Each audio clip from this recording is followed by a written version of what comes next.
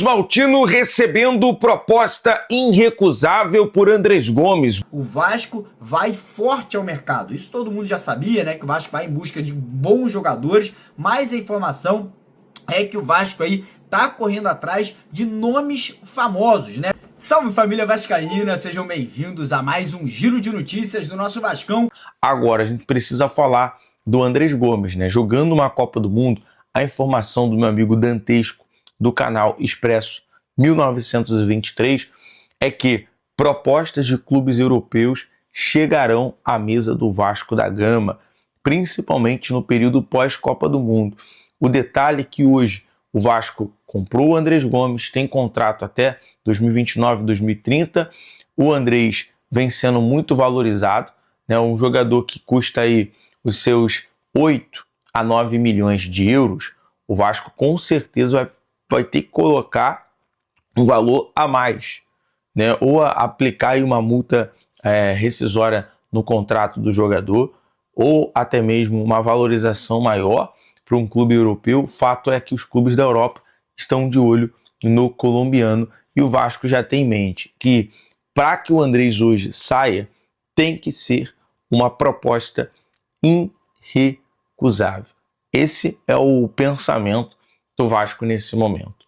A informação é a seguinte, tá? O Vasco vai forte ao mercado. Isso todo mundo já sabia, né? Que o Vasco vai em busca de bons jogadores, mas a informação é que o Vasco aí tá correndo atrás de nomes famosos, né? Quem são os jogadores? Por exemplo, vou dar alguns exemplos aqui para você. Um jogador que o Vasco já teve interesse no passado e volta a conversar agora é o Scarpa, jogador do Atlético Mineiro. Não vem sendo muito aproveitado por lá. Um nome que parece que tem aprovação do técnico Renato Gaúcho. Outro nome que todo mundo sabe é o atacante do Flamengo, Everton Cebolinha, né? Jogador aí que tá se despedindo da Gávea, quer continuar no futebol carioca, tem interesse, né, em permanecer no futebol brasileiro e tem, né, uma proximidade, tem uma amizade muito grande com o atual treinador do Vasco, né? Lembrando que o Cebolinha viveu o melhor momento da carreira dele no Flamengo sob o comando do técnico Renato Gaúcho. O Vasco também negocia com nomes de peso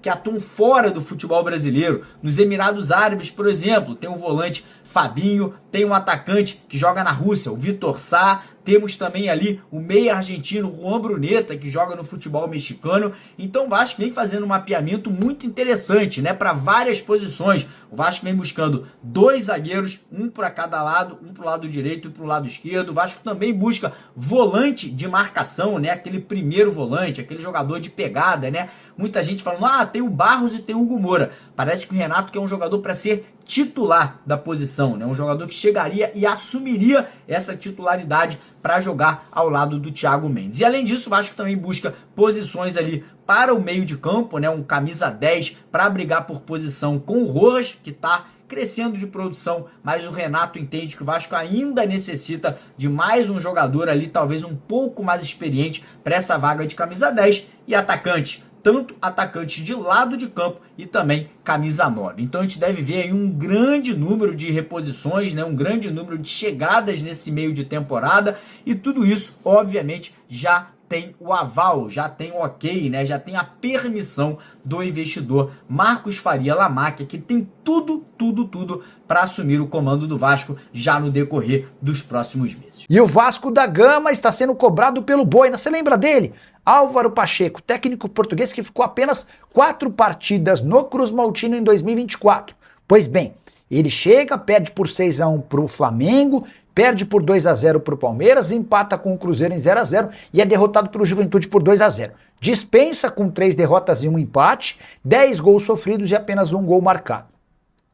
O português não gostou da dispensa e cobrou na Justiça e também na FIFA o valor da verba rescisória, que gira na casa dos 3 milhões e 100 mil reais. Importante registrar que Álvaro Pacheco assegura que a FIFA já lhe deu ganho de causa, agora ele quer ser ressarcido pela Justiça no Rio de Janeiro.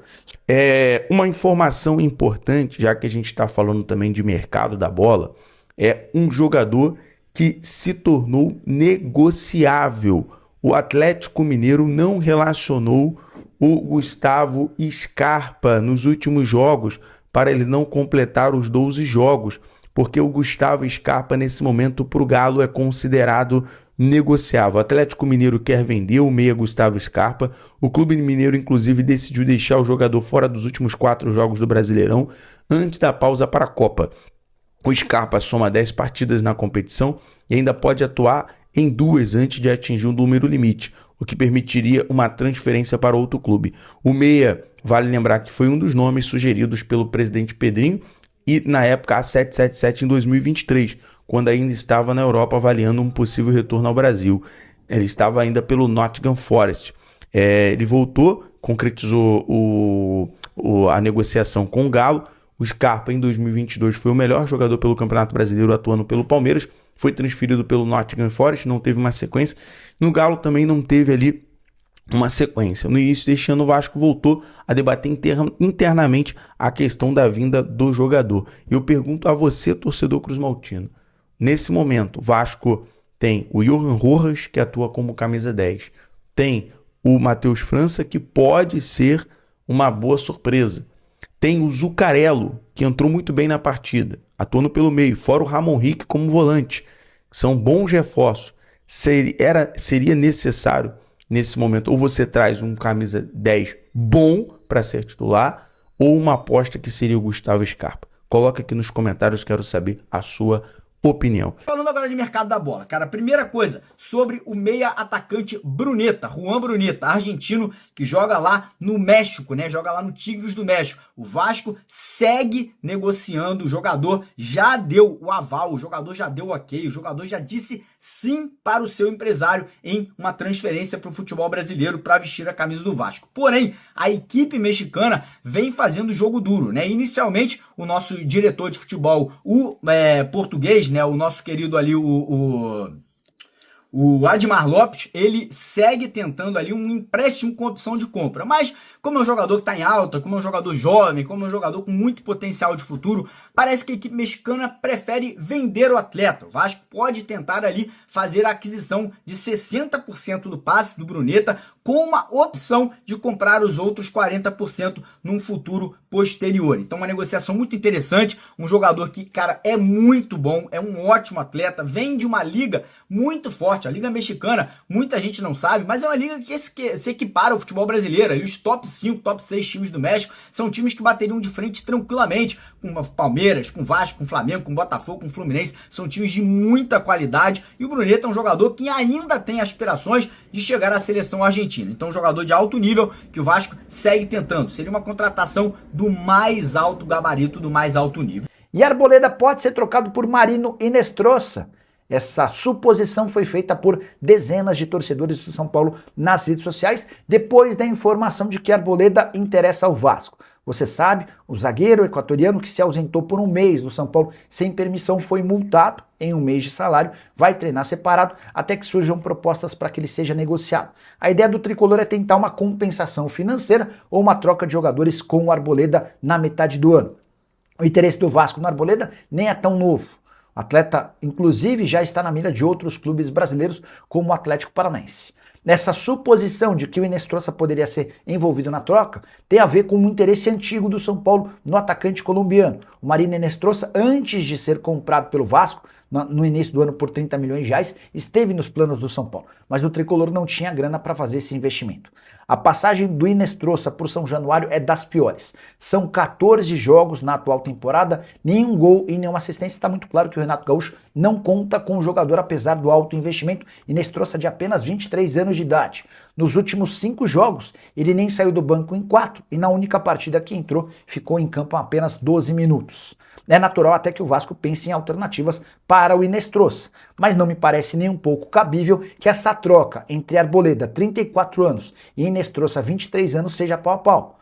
O Arboleda está em reta final de carreira com vários problemas extracampo, tem valor de mercado bem pequeno. O Inestrosa foi comprado, repito, em janeiro por 30 milhões de reais. A única chance desse negócio acontecer seria por empréstimo, para que o Inestrosa ficasse, por exemplo, no São Paulo até o fim da temporada, com o tricolor assumindo 100% dos direitos econômicos e também com uma opção de compra.